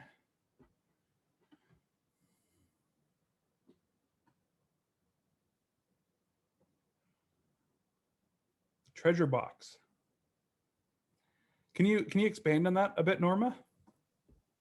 Yeah, but many years ago, Ron and I were talking about showing the pieces that are put away for ceremony. And some of the conversations we've had this weekend talking about how to engage people in the culture and how to expose people who aren't exposed to this tremendous power. And it made me think of that when Ron was talking about it, and he was talking about it from the sense of wanting to be open and sharing, which is generally how he views things. And I just kind of wanted to pose it to you guys. Just pose this question of, what do you think about that? I think there has been so much that we've seen lost. You know, that the fact that we're going to museums to look at ceremonial masks, we're looking at things that have now kind of lost their life in a sense. These masks that life was breathed into them and they were brought out to be shared in that way. And now they are behind glass, and maybe they will come home. Maybe there'll be a time when they come back to our community, but they won't come back with the same life that they left with. And so I know a lot of people are really holding things super close to the chest. And the problem with doing that is that a lot of the time the same legacy will continue, where you hold it so close, you refuse to share, or you hold it too close that that same life starts to leave the work that needs to be done. And I think the big thing right now, and I know, you know, with Timmy and watching Timmy grow, without us sharing it, without us celebrating and bringing it out and teaching others and using it as a way to connect, we're going to lose a lot of what we want to hold on to. And it's through the process of protecting it that we're starting to lose it, even amongst ourselves. You know, and seeing Timmy or a lot of young people wanting to be so involved, but one person holding it, or maybe it's my family song and I hold it so close that I don't share it. We need to bring back those fun dances. We need to bring back that enriching teachings of sharing and bringing people together. And so that's, you know, with pieces like this and a lot of the work that we've been doing, it's to really say, okay, yes, there's some pieces that we keep closed. There's some pieces that we you know, almost hide away because it's too important. But with doing that too much, we're going to really lose the interest, especially in our young people. And I saw that with Timmy. I mean, there's times where we've had to say, Tim, you know, like, this is what you do love, you know, but you're shut down. It's so hard to bring that energy back. And so a lot of the work we're doing now, we're saying, okay, we want to make it so it's shared. We want to make it so it's accessible and out there for everyone. And I think that's really the work that we're trying to do, is to bring it out so people can use it and share it and learn more and ask questions and be wrong. I think there's a big fear of being wrong or offending. And you know, it's good to be careful of how we speak, but it's also good to ask questions, and it's good to learn, and it's good to be aware of the world around us, because it's changing every day. And I think with things like those masks that you put on your head, and you see the video inside. And Norma, I know I've seen you wearing that mask before, and I've seen so many people so fearful to even go near it. You know, that's not, oh, I have these made up lines in my head that I'm not allowed to go near that. I have to stay away from the Mona Lisa by what, 8 feet or something. I'm not allowed to go put my nose up to the glass to see the beauty of this work. And we build these up in our heads, so we get so far away from it. And I think that's such a dangerous thing. And so, yeah, I think we need to open that treasure box up every time we get a chance to, and welcome the world to come and participate and be more engaged with it. So, yeah, I think sharing our culture is how we keep it alive. And I think sharing it, especially with each other. And I know this environment isn't a great place, because if we were together at Carving on the Edge, we'd be passing these masks around right now. And while we spoke, we'd ask you to pick them up and hold on to them and feel the weight of them, and understand in a whole different way. So hopefully next year we'll be doing that. Hope that answers a little bit of the question. I really appreciate that you addressed the heart of that question. I think it's a really interesting question, and I'm glad to hear about the openness, and makes me want to do a little show on it. Well, call me up. Sounds like a great idea. I'd love to be part of it. I'm just looking through some of the questions at the bottom there. Have you tried putting culture outside the front of the gallery? You know, it's funny. I brought that piece into the gallery, and I brought all these pieces I've showed, or most of these pieces I've showed, into the gallery. And I've gotten so tired of explaining them to tourists who walk by the shop looking for a mug, that I've given up on showing a lot of my own work, including my own carvings, in the gallery. And that's a funny thing to be saying, but I really don't want to position that culture sign in a way that points a finger at anyone else. You know, I never think of what any other carver's doing or any other artist is doing as separate from what my positioning is, I guess. And so I'm always worried about, you know, maybe anyone thinking I'm pointing a finger at them and saying, hey, Art Thompson, you're doing it wrong, or you know, anyone else. No, it's just how I feel about it. So it's so hard to figure out how to balance that out. And I just end up not showing any of my work in my own shop. I bought this gallery thinking, oh, I'm going to show my work all day, and then I never show it in there. Yeah, and I definitely keep ceremonial work and artwork very separate. And I think that's a way that I've been able to keep my own head balanced. And of course, through the gallery, we only, you know, support and buy and sell artwork, and really make sure we don't have anything that could be too close to ceremonial work in that space. People are more than welcome to also take off mute and ask questions as well. You don't have to just use the chat if people don't want to just use the chat.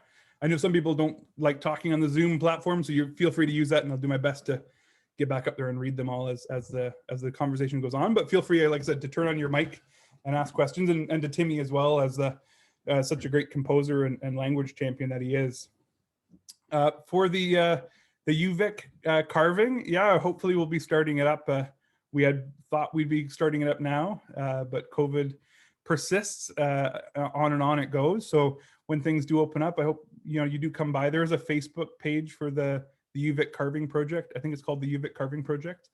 Tried to make it as easy and accessible, and we'll put up the times when we're up there and people can come and see the work. And then when we do have a big celebration, when we're all able to get back together, we'll make sure that we email out to Carving on the Edge. I know they have such a great base of people on email and phones and whatever else to bring all those people together to come to celebrate that. No, the instructors at Uvic didn't get it. I think I gained the ability to argue really well while I was there. And I think I was able to understand my role differently, other than just an artist, in the fact that, oh, I think I'm an artist, I'm going to go make art. And I think that's where I found I had to be a historian and a teacher and an argumentative or a lawyer or whatever it had to be. I had to do that before I could even show the work, while I was up at the University of Victoria. I felt like I had to educate everyone before I could even talk about the work that I was showing. And so it really, I pulled my hair out for the first few years. And then I don't know if it was a glutton for punishment or I really enjoyed it. I went back and did my master's there, and I found it was such a different space. And the conversations, I still found I had to educate the public, and it's a weird thing to have to educate people to be able to go then and look at your work. one of the slides that I skipped over was 2 copper shields side by side. I made that work at Uvic, and I showed it in the gallery, and no one knew what a copper shield was. And I felt at that point I was too exhausted to explain what a copper shield was, to then explain how the work could then have an impact. Like, it was like I had to do this huge amount of education. I was giving, you know, people readings to then go and have to look at my work. Definitely a tiring exercise, but I think it was a good exercise at the same time. What year was that copper shield?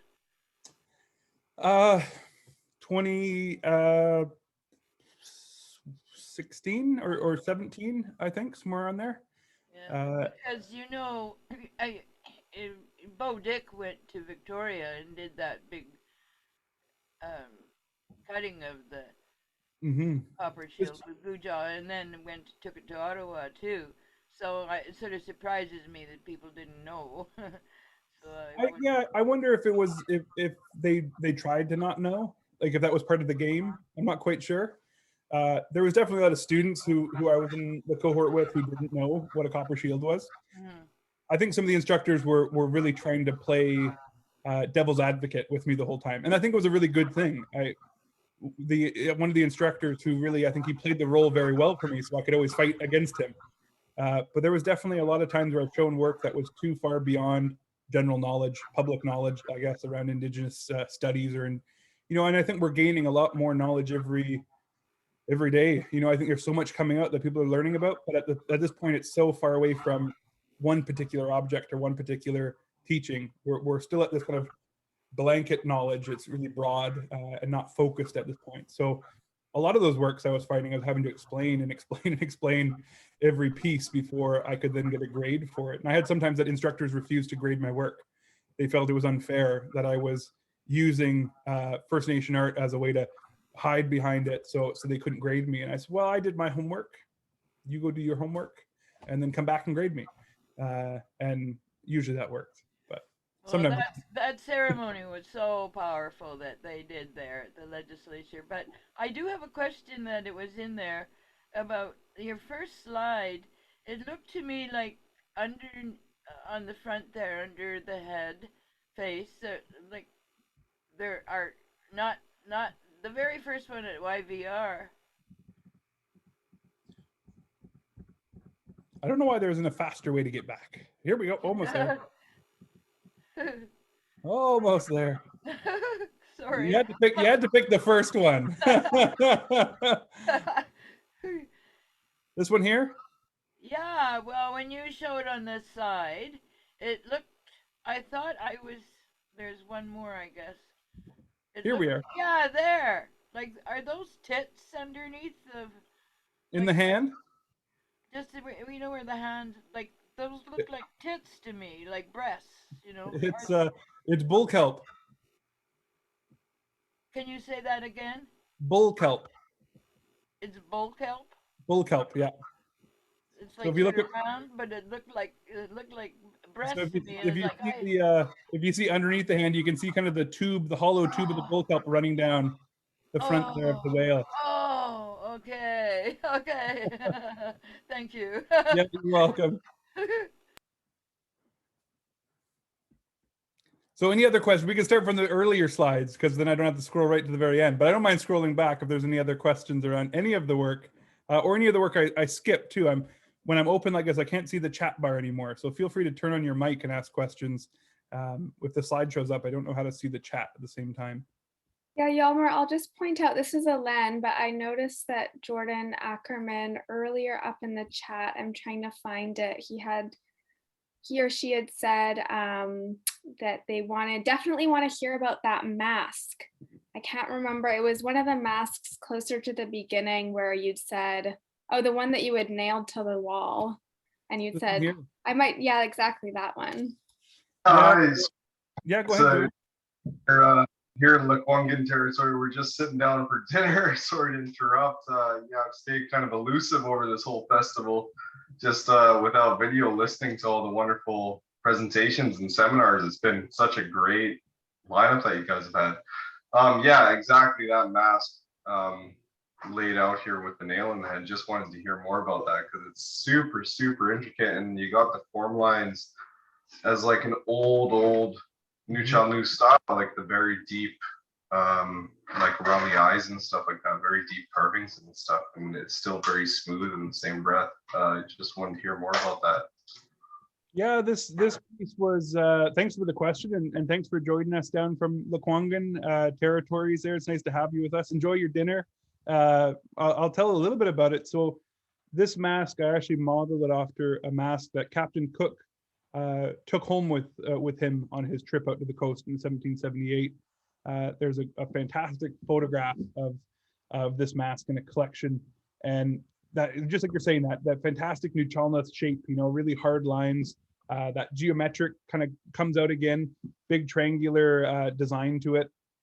And I recreated it thinking of that history of, bringing back these pieces from a really important event in history where Captain Cook, this early contact to the coast and these huge collections that were being stolen, taken, purchased, however they went back with Captain Cook, ended up all around the world. And so I was really interested, as many carvers are, of going back through these historical records and bringing them back to life in a sense, and recreating them in the study of them. And so I made this work.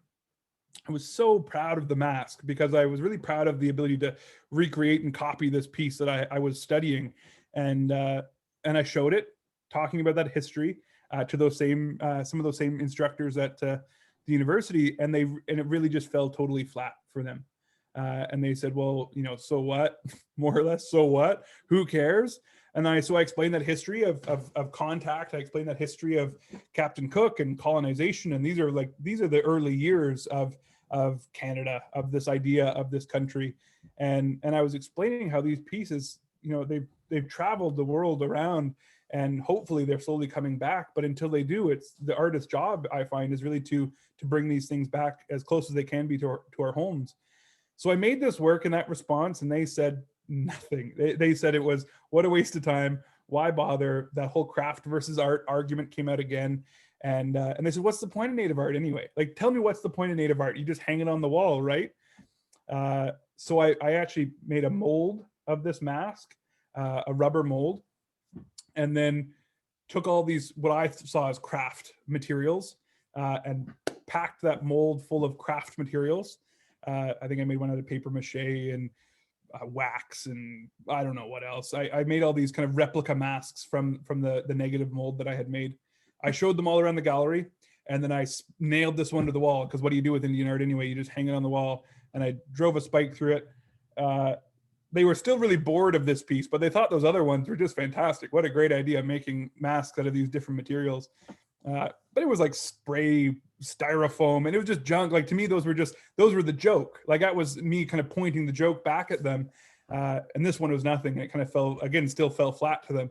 But the spike, they went, oh yeah, I get that, just hanging it on the wall, just like we said. And again, so it kind of didn't get the message across. I was trying to make fun of them. I think a lot of my work was always trying to point back and make fun of people who were the viewer.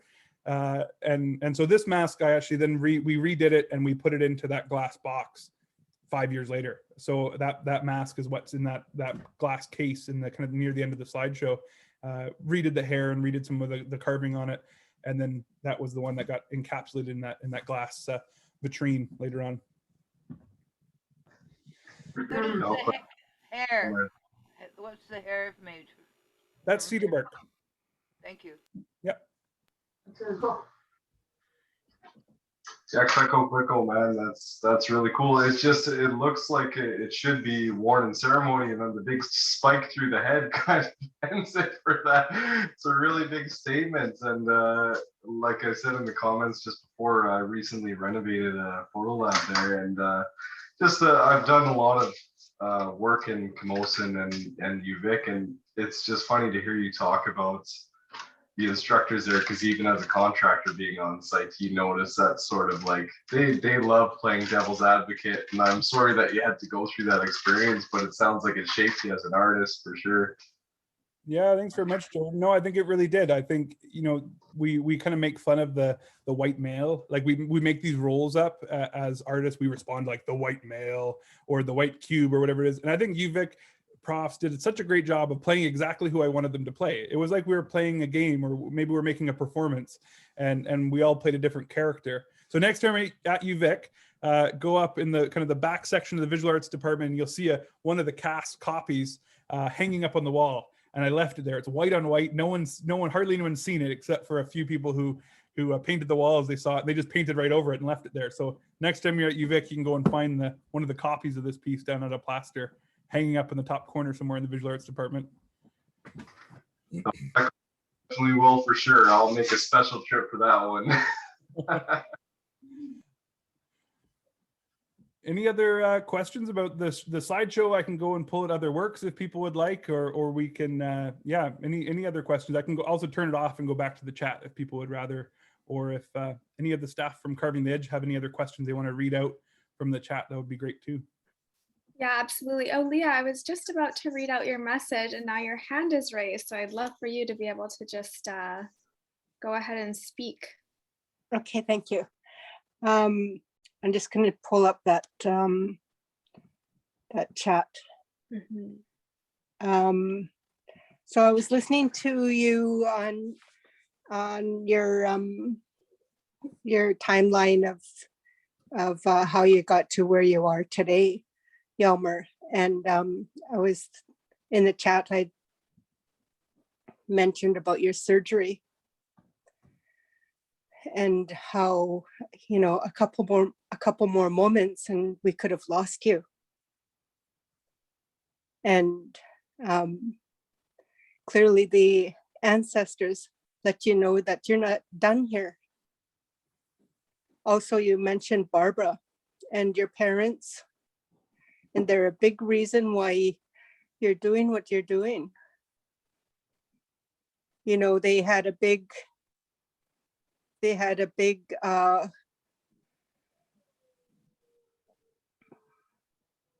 don't even know the word for it, atrocity. You know, they lost everything. Their parents lost everything. And you're here. And I really believe that the ancestors are what got you through that. And that the ancestors were with you before Uvic. They're with you. They were with you at Uvic. They were with you when you did your petroglyphs there. That's no accident.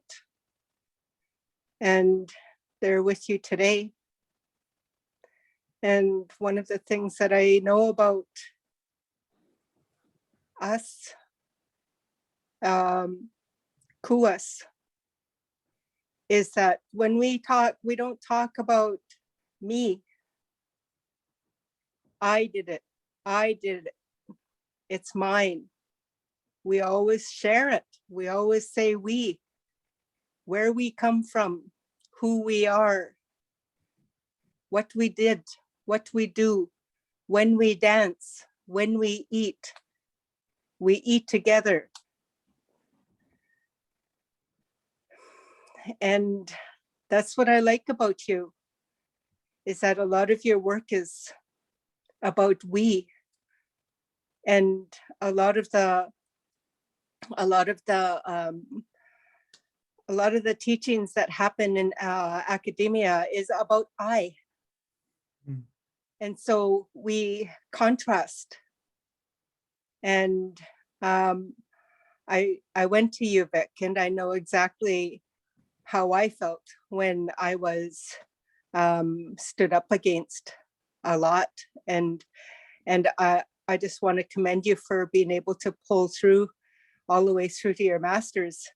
And then I just wanted to also say that I really enjoyed your work that you showed tonight, and that it means a lot to me because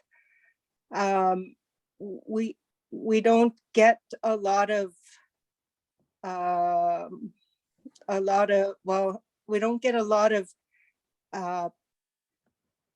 people showing us who they are and what they've done. And with the opportunity for you to do that on Carving on the Edge, I'm glad you took the opportunity to take them up on it. And also, I just wanted to mention that I'm super proud of both you and Timmy for being able to work together and to be able to put who you are into what it is that you're doing in your life. And that's a big feat. And I just want to say thank you to both of you tonight for coming on. And I really enjoyed it. And have a good night. Chooch. True. Thanks so much, Leah. Oh, your words mean so much to me, and the love that you give all of us and all of our family means so much. I'm really thankful you're here today with us, and yeah, you always lift me up. Every time I see you, you lift me up, and I'm really thankful for that. And just as you said, I'm so thankful to Carving on the Edge for bringing us all together tonight. And this is it. This is the end of the festival, which is shocking. I don't know how it went by so quickly. But it's such a great time to be together, and I'm really thankful for that. And thank you, Leah. I really appreciate your words. So I think we probably have time for one or two questions. I know we do have. I want to leave some time for Norma at the end.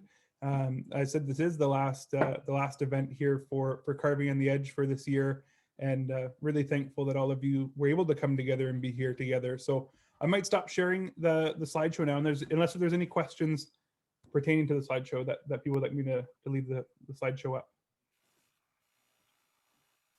I put another question in. It's about the video in the mask. Is it possible to see a copy of it? Because I don't know if I'll ever get to wear that mask. The videos are also available on the same YouTube channel, so you can actually see the Raven video is my favorite, but you can see it on the same YouTube channel that's linked in that the link that was sent out on the chat there. So I'll ask that maybe Bree or someone can share that again if they have the ability to, and you can see it there. Hey, Hjalmer, I also put a link up for about the masks into the chat from your website. Thanks very much, Annika. Yeah, so there's also a link that Annika posted, and you can actually see we made a 360-degree kind of experience of what that mask looks like, all thanks to Annika, who just shared that link. And people can go there and see that on our website for the gallery, for Cedar House Gallery. True. And that mask with the video in it, did Tim try it out? Tim was the one who did the whole thing, really. Yeah, so it's the film of the video that you see is Timmy dancing. So it was all the masks that I've made for the ones that we've shown here. They're all made for Timmy, made to fit Timmy's face. Hjalmer, I'll just suggest, I know George has had a question in the chat for some time. So George, you had a couple of questions. Did you want to choose one of them perhaps, your favorite question? Or both of them. Or both of them. I know George had a question. I know James had his hand up. So thinking maybe we could get to those two, and we go a little bit over time, that's fine.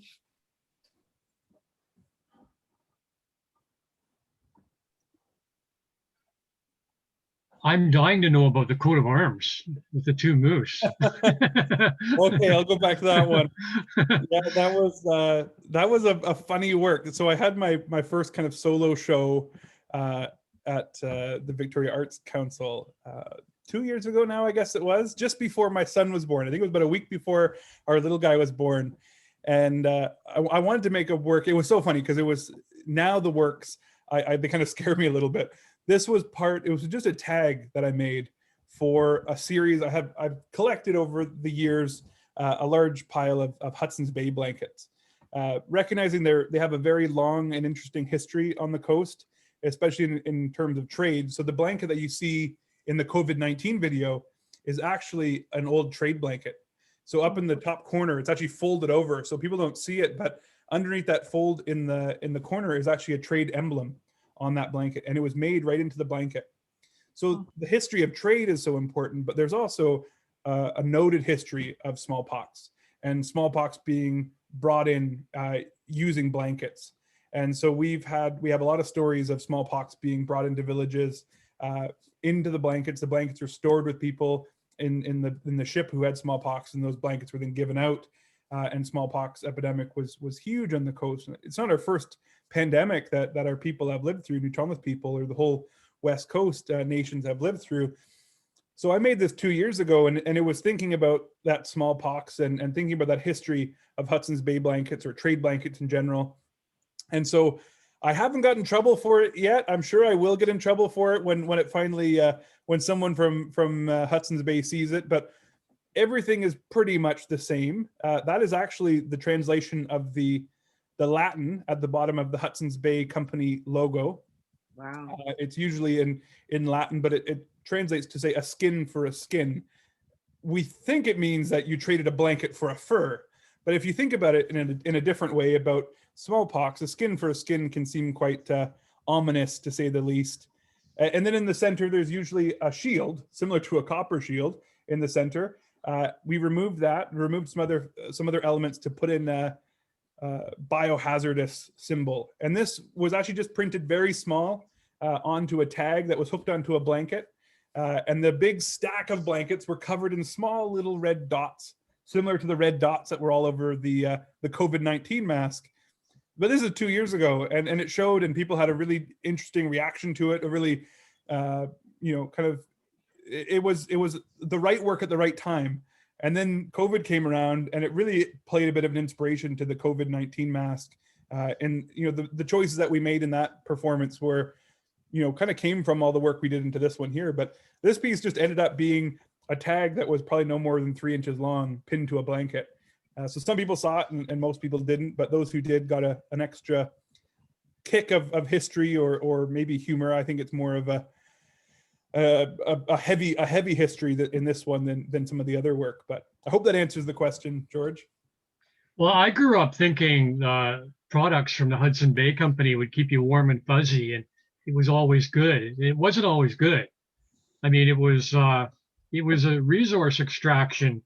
It was the first big corporation of fur liquidation, and then gold, then lumber, and now oil. It's horrendous, really. Well, this work was the other corner of the show, and maybe I'll just talk. I was going to skip it, but I maybe I won't. So the Hudson's Bay blankets are to the far right corner of this installation here. This was down in Victoria, down by the Inner Harbor area where we had the show, the Victoria Arts Council space, and the Victoria area, especially the Lekwungen area, was purchased. And I use the big quotes around the word purchase. There was a treaty, and I'll use big quotes around the word treaty. But there's the Douglas treaties in Victoria, in which the whole downtown area of Victoria was acquired for 371 blankets and 1 wool cap. That was the acquisition of the Greater Victoria area. So I went to, again, I lived in Victoria for a number of years doing my undergrad and my master's. And this was kind of my show in Victoria, and I really wanted to have an acknowledgement of the local history there. So I, with the permission of Songhees and Esquimalt, created this installation of 371 blankets and 1 wool cap. So there's the acquisition of Victoria. Then after that show was done, I had 371 blankets I had to deal with, but it's been great. We've kept warm over the last little while. But one of the elders who actually came and she did the opening for us, she said, I have one of the blankets from that acquisition. I still have one of the Hudson's Bay blankets from that acquisition. The more you look into that treaty, there's so many issues with it, of course. But yeah, anyway, so this was an installation that kind of went alongside that other Hudson's Bay installation, putting question to that history.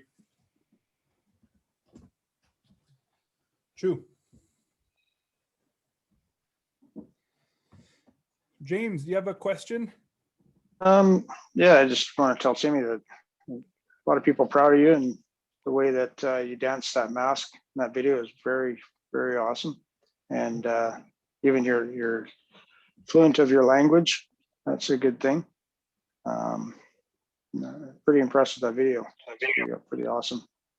Another one for Hjalmer there is it's kind of carver to carver more than anything. But what's your favorite knife that you like to use? Like as far as Northwest Coast.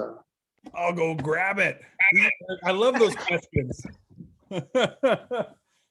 Other carvers have favorite knives. Praise for Timmy.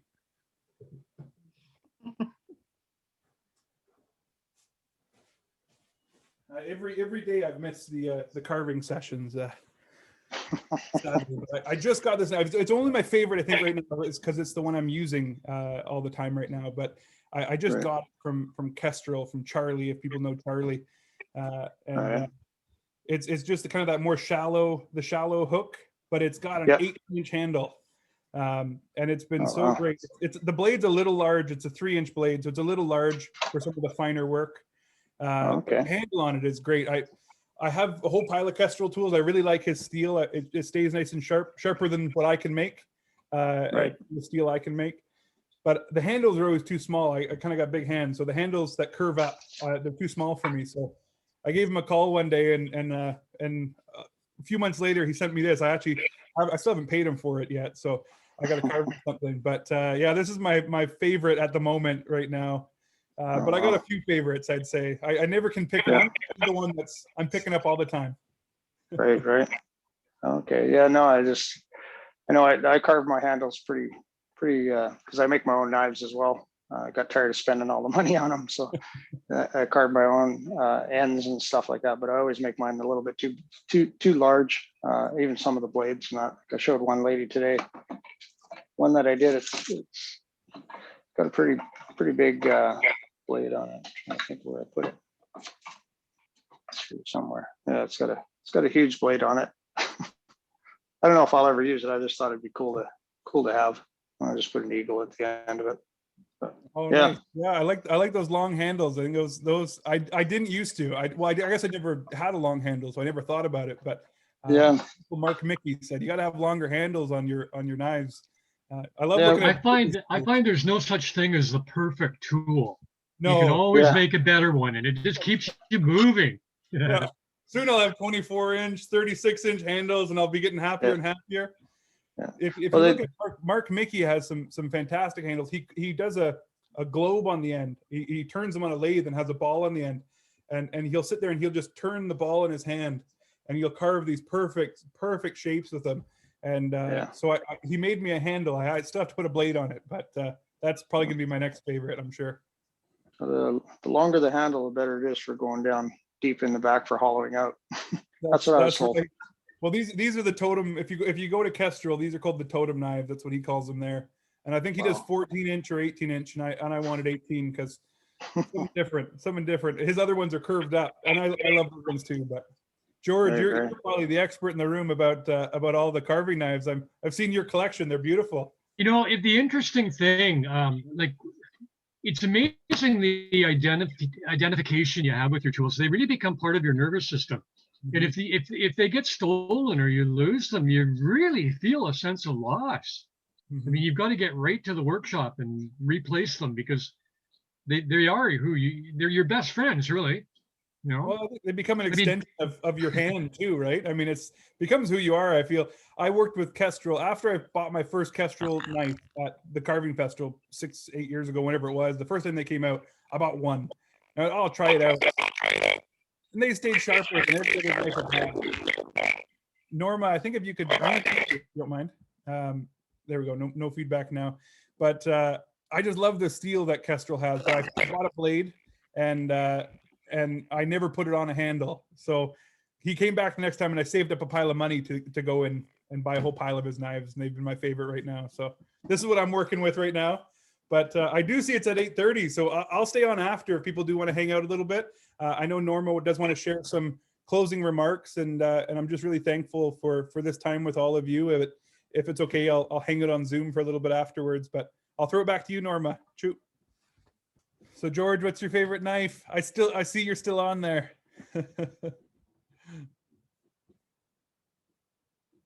Oh, you're on mute though.